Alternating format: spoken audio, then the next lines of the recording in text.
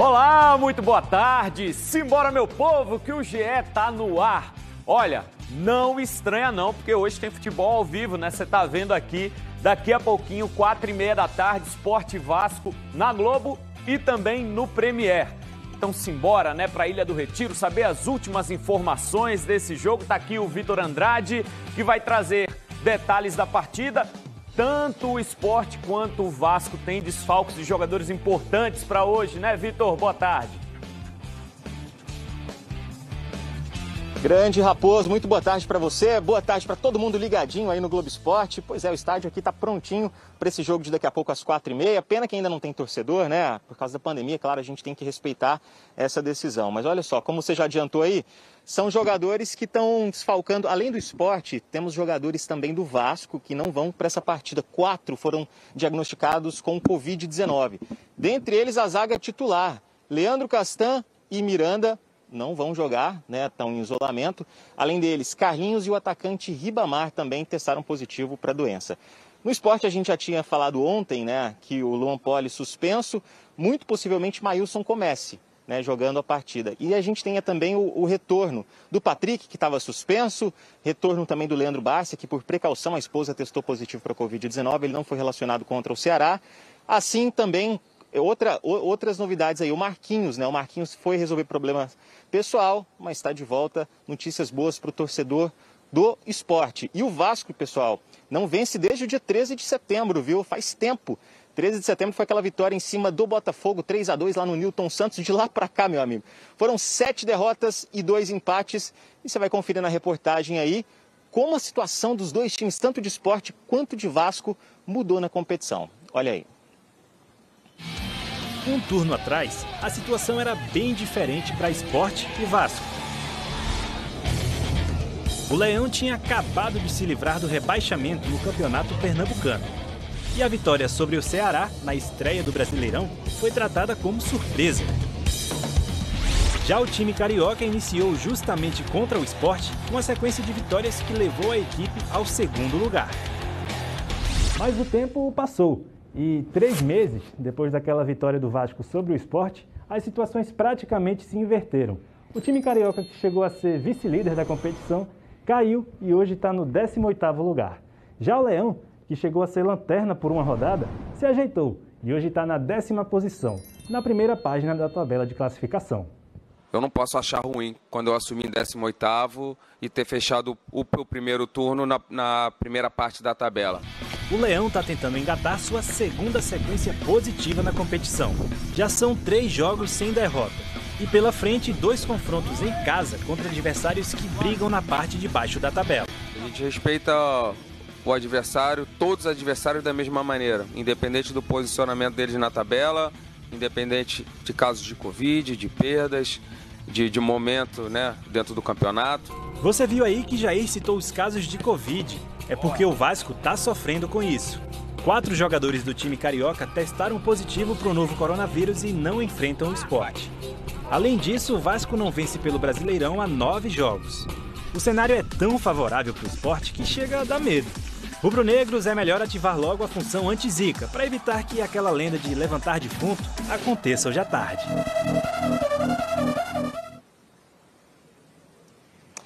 Para quem gosta de retrospecto, a última vez que o Vasco venceu o Sport aqui na Ilha do Retiro, faz tempo, hein? Foi lá em 2002, 2-0. Na época o Cristóvão era o técnico do Vasco ainda, mas depois disso uma vitória do Sport, um empate, então você não pode perder. 4h30 da tarde, compromisso feito, hein? Direto aqui da Ilha do Retiro. Olha o gramado como tá aqui, ó. Tá bonitão, viu, Raposo? Prontinho, então às 4h30 a bola vai rolar aqui para Sport e Vasco, jogo importantíssimo pro Leão. Volto contigo, forte abraço. Valeu, Vitão. Tá bonito mesmo, né? Dando aquela aguada ali, regando o gramado pra tá bonitinho, pra tá no grau pra essa partida de hoje à tarde. Globo e Premier mostrando pra você ao vivo. O Sport, se vencer, pode pular uma posição, dependendo do resultado do Bahia, que joga fora de casa contra o Coritiba.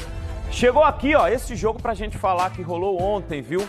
Olha que situação essa do Náutico na Série B, hein? Não tá fácil pro Timbu, não. O Timbu jogou lá em Ponta Grossa, no Paraná, na sexta-feira 13, amigo. E adivinha o que deu? Deu fantasma. Olha só, confere aí na reportagem. Sexta-feira 13 é dia de fantasma. e dia de Douglas Coutinho. O homem se exibiu em campo, viu? Deu e foi mortal. Acabou sambando pra cima do Náutico. Deu fantasma na sexta-feira 13. Fantasma, como o Operário é conhecido. E o clube do interior do Paraná deixou o Náutico ainda mais assombrado pelo fantasma do rebaixamento. A gente conversou, falou do jogo passado e hoje voltou a se repetir, né? A gente tomando muito gol bobo, a gente vem errando bastante ali e os caras vêm saindo contra-ataque. A dobradinha de dois ex-Santa Cruz complicou o Náutico. Fabiano cruzou e Ricardo Bueno marcou. É do estreante, é de Ricardo Bueno pro fantasma. O que eu te falei, a gente precisa melhorar essa parte de tomar esses gols bobos. No segundo tempo, Iago Rocha só assistiu ao Douglas Coutinho, que ampliou pro Operário. O Rosa aí ficou chateado com o fato de não ter conseguido evitar o gol do Douglas Coutinho. Chiesa ainda tentou iniciar uma reação. Do Náutico!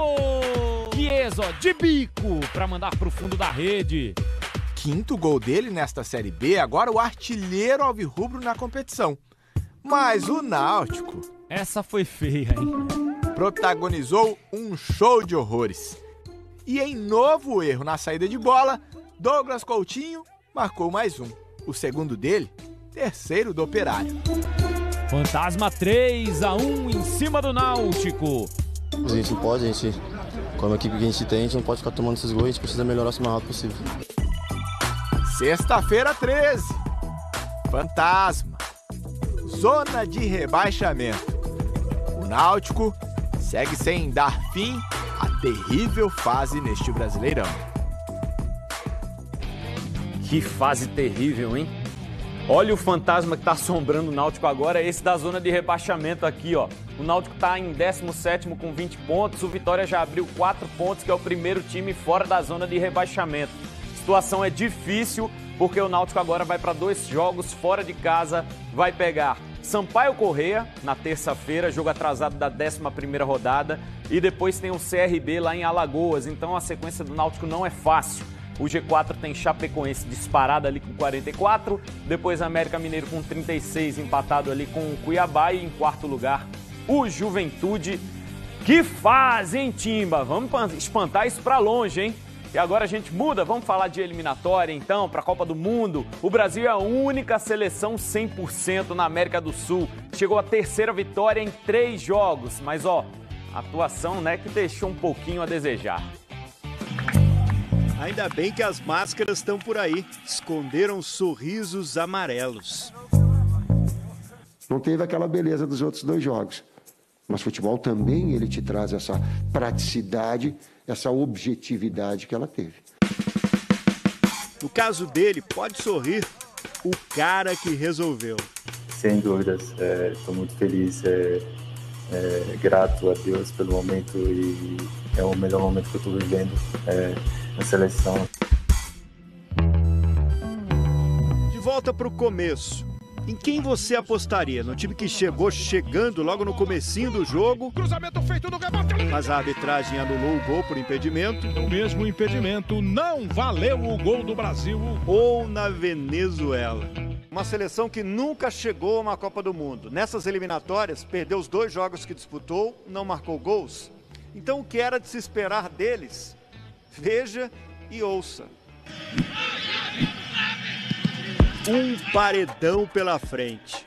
Jogo duro, congestionamento de venezuelanos o tempo todo. Eles fecharam bem, até o chute de média distância eles estavam bloqueando. Hoje é um jogo muito difícil, que um adversário ele jogou por uma bola. Bola no Alegria nas pernas, Soteldo dos Santos. Mas nem ele é perigoso. Muito menos o Otero do Corinthians conseguiram alguma coisa. A seleção teve poucas chances de se embrenhar na marcação adversária. O Alan foi bem e achou o Firmino nessa. Tocou boa bola pro Firmino, arrumou, bateu pro gol! Pelo alto foram várias tentativas. Nessa, Gabriel Jesus e Richarlison dividiram o gol perdido. Douglas Luiz até fez o dele, mas junto com o gol, teve falta e não valeu. Tite trocou Douglas Luiz por Paquetá. Estava preparando a entrada de Pedro e Everton Cebolinha juntos, mas olha os dois vibrando aí junto com o chefe. Era o gol brasileiro, pelo alto. Paquetá serviu Everton Ribeiro. A dividida de Renan Lodge com o adversário virou passe do venezuelano para o Firmino.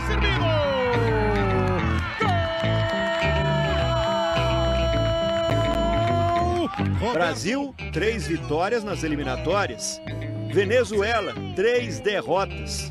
Vem aí o Uruguai. A seleção do Uruguai é uma seleção fortíssima, né? A gente conhece, joga muito duro, mas nós temos que dar o nosso melhor, jogar de igual para igual. É confronto de campeões mundiais. Resumindo, para os dois lados, um clássico de muito...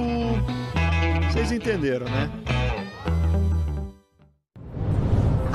Vai o amor por um clube. A quase 3 mil quilômetros de São Paulo, uma comunidade no interior do Maranhão com torcedores apaixonados pelo Palmeiras. Domênico Torrent, demitido do Flamengo. Eduardo Cudê, fora do Inter. Acabou o encanto dos técnicos estrangeiros no Brasil? Debate. Rogério Ceni acertou em trocar o Fortaleza pelo Flamengo? Eu acho que sim, são oportunidades profissionais na vida que não podem ser desperdiçadas. Não, o Rogério poderia ter esperado pelo menos até o fim da temporada. A gente se vê amanhã, viu? Depois do Auto Esporte. E olha, amanhã também tem Fórmula 1, Grande Prêmio da Turquia, corrida que pode terminar com mais um título para a coleção do Lewis Hamilton. E se liga que a largada é mais cedo, 7 da manhã, ao vivo aqui na Globo. Hoje rolou treino classificatório e olha, o grid ficou cheio de surpresas. A Mariana Becker conta pra gente. Com a pista recém-asfaltada, chuva e frio, o sábado foi um festival de escapadas e de rodadas. A sensação é de estar dirigindo sobre o gelo, disseram os pilotos. A classificação foi interrompida por mais de 45 minutos. Foi só quando os 10 mais rápidos disputavam a pole que a chuva parou.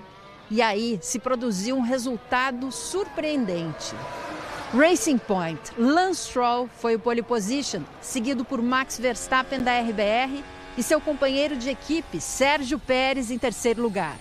Alex Albon da RBR larga em quarto, Daniel Ricciardo em quinto e Lewis Hamilton em sexto. Lembrando que amanhã a história pode ser escrita. Lewis Hamilton pode sagrar-se aqui 7 vezes campeão mundial, por antecipação. É um fenômeno esse inglês, hein? Ó, no próximo bloco tem mais uma vitória do outro fenômeno, Santinha na Série C. Resultado que teve um personagem fundamental, o goleiro Michael Clayton, que defendeu o pênalti e o rebote também. O homem tava com a gota. Já já a gente volta.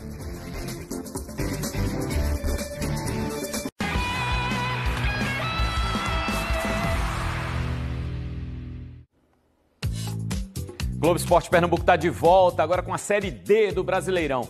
Hoje o Salgueiro entra em campo, recebe o América de Natal e só precisa de um empate para se garantir na segunda fase.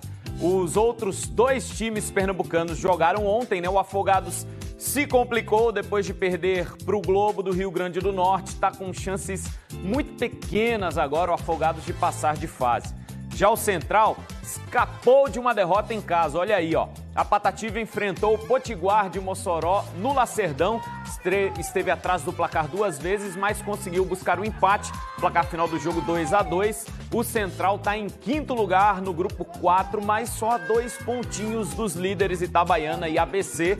Tá pertinho ainda, o Central tem 2 rodadas pela frente.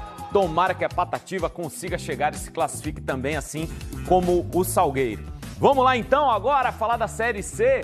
Ó, não tem tempo ruim não, viu, na Série C. Quem consegue parar o Santinha, hein? O tricolor chegou à 7ª vitória seguida, 2-0 em cima do Remo e jogando fora de casa, hein? E um cara foi decisivo nesse jogo, Michael Clayton. Olha aí a foto postada nas redes sociais do Santa logo depois do jogo. Um por todos, todos por um. Mas repare quem tá bem no centro da imagem. Coincidência ou não, foi um cara fundamental para a vitória e protagonista de um lance impressionante. Para nossa sorte, ele está do nosso lado, está muito bem preparado, passa por um grande momento, tem mantido um nível de atuação alto e com certeza pode ser considerado sim um dos grandes goleiros do Nordeste. Maicon Cleiton tá merecendo demais ser chamado de paredão do Arruda. Herdou o apelido e a posição de Thiago Cardoso, que ia voltar ao tricolor, mas acabou anunciando a aposentadoria. Ontem, em Belém, o Santa Cruz enfrentou o Remo, vice-líder do Grupo A, e tomou uma pressão daquelas. No primeiro tempo só deu Remo. Quando foi acionado, Maicon Cleiton correspondeu, como nessa defesa no chute de Hélio. No segundo tempo, a pressão continuou e com menos de 1 minuto, o zagueiro Célio salvou uma bola que ia no gol. 1 minuto depois, Jansen cabeceou e acertou o travessão tricolor. O goleiro do Santa chegou a desviar de leve a bola. Mas aos 13 minutos, na primeira chegada com maior perigo, o Santa abriu o placar. Leonan cruzou, a bola passou por toda a defesa do Remo e Jeremias marcou. 1-0 Santinha. Jeremias quase virou o vilão. Fez esse pênalti em cima de Marlon. Só que foi o grande momento de brilho de Maicon Cleiton. Ele defendeu a cobrança de Felipe Gedóis e pegou o rebote também. O cara tava virado. No finzinho do jogo, pintou outro pênalti, mais a favor do Santa. Falta de Lucas Siqueira em Caio Mancha. O próprio Caio Mancha cobrou e marcou o primeiro gol dele com a camisa tricolor. 2-0, 7ª vitória seguida do Santa na Série C. Além de classificado para a segunda fase, o tricolor não perde mais a liderança do Grupo A. Até agora, uma campanha sem defeitos. Eu acho que tudo isso é importante, mas o mais importante é a gente ter a consciência, o pé no chão, de que tem muita coisa ainda pela frente e esses objetivos que nós estamos alcançando nesse momento são pequenos perto do objetivo maior, que é colocar de volta o Santa Cruz na Série B. Do jeito que vai o Maicon Cleiton.